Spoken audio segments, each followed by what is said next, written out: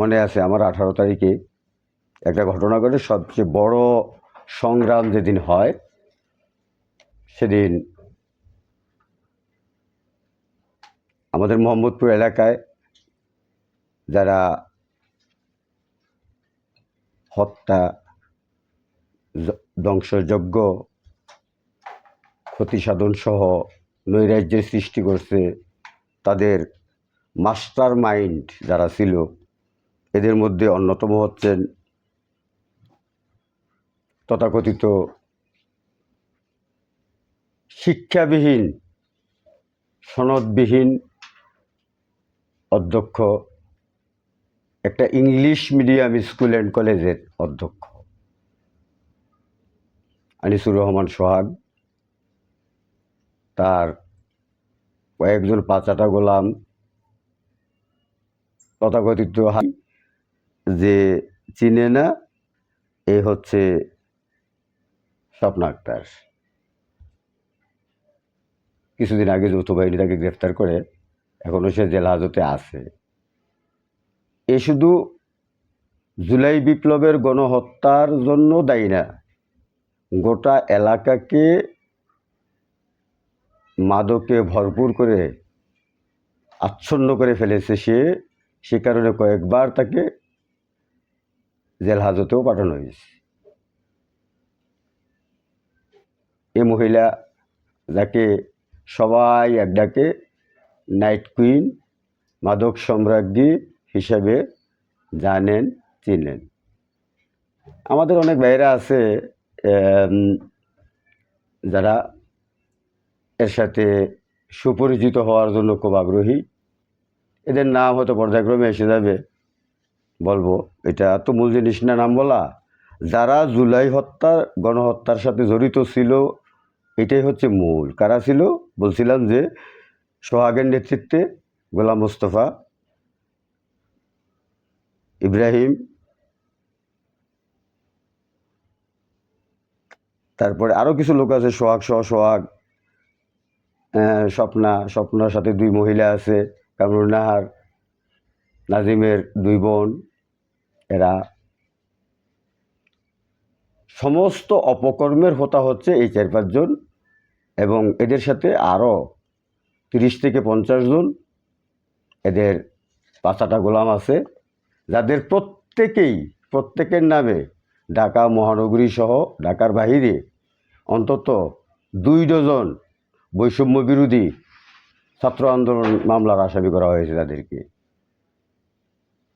কিন্তু এইগুলো আমাদের সাংবাদিকদের চোখে পড়ছে কিনা আমি জানি না, তবে আমি যেটুকু সুস্পষ্ট ভাষায় বলতেছি, এটার সাক্ষ্য প্রমাণ সহ।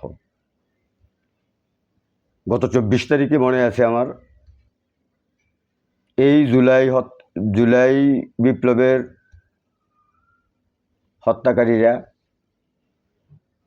হত্যাযজ্ঞ বা ধ্বংস যারা করাইছে, এরা পুলিশদের উপর আক্রমণ করে।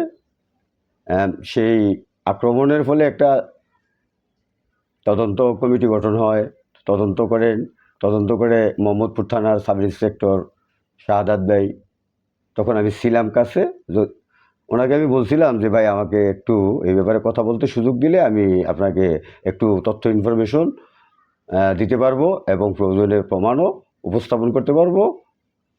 তো উনি বললেন যে ওকে, বলেন। আমি তখন বলছিলাম যে এই লোকগুলো, যাদেরকে আপনি 23 জনকে আসামি করলেন, এই 23 জনই আসামি না, আসামি হবে কমপক্ষে 30 থেকে 35 জন, যাদের নামে 1 ডজন মামলার 100% তথ্য উপাত্ত মামলার কপি সহ আমার হাতে আছে।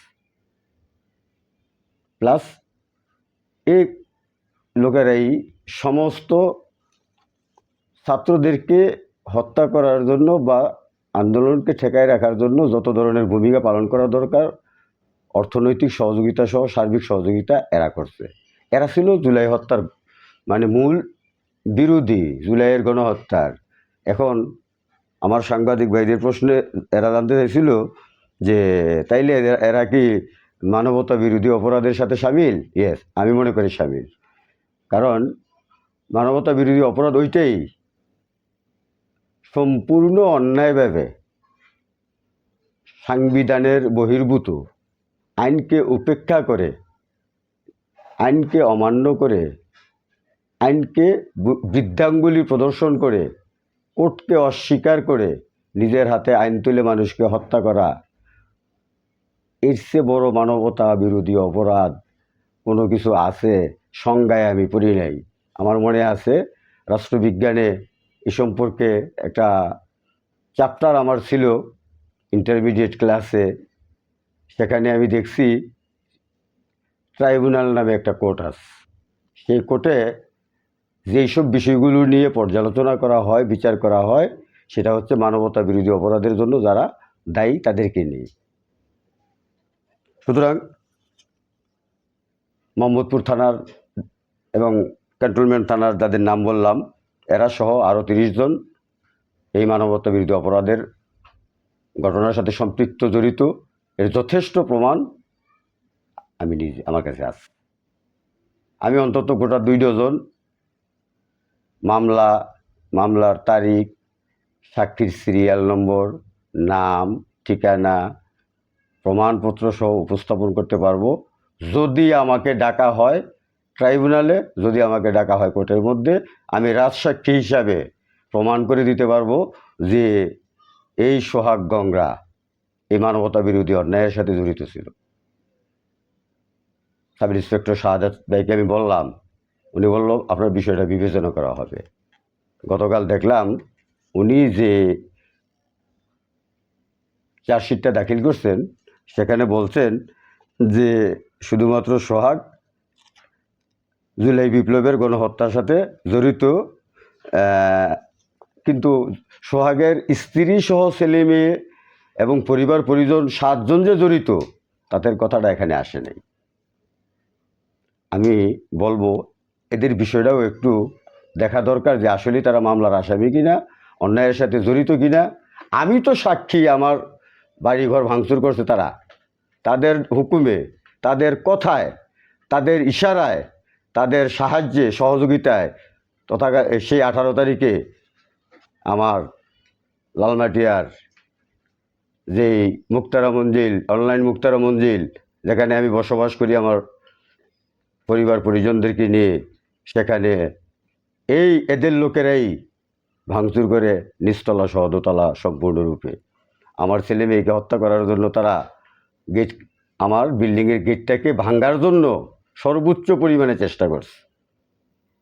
আল্লাহর মেহেরবানি, আল্লাহ যাকে বাঁচায় তাকে তো আর মারা যায় না, আর যাকে মারবে তাকে তো আর রাখা যায় না। তো আল্লাহর হুকুম ছাড়া এটা সম্ভব না, বিদায় আল্লাহ আমাদেরকে রক্ষা করেছেন। আমার ফ্যামিলির ছেলে মেয়ে, স্ত্রী, মা, এদেরকে রক্ষা করছেন এই বিপদের হাত থেকে। পরে আমি আসি বাসায়, এসে দেখি অবস্থা।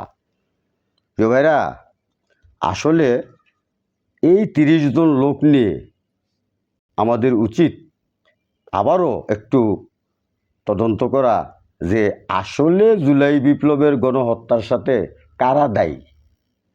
শুধু সোহাগের বউ, ছেলে মেয়ে, স্ত্রী বা শালা শ্যালক অমুক এই কয়েকজনই দায়ী না। তার পাছাটা কিছু গোলাম আছে, অসভ্য কিছু লোক আছে যারা সারা জীবন আওয়ামী লীগ করছে, আওয়ামী লীগের পাছাটা গোলাম ছিল। আমি যা চোখে দেখছি, এরা রাতারাতি 5 তারিখের পরের দিনই এরা মানে বিএনপির সাথে কীভাবে যেন মিলে গোপনে গোপনে অনেকগুলো অপরাধ মানে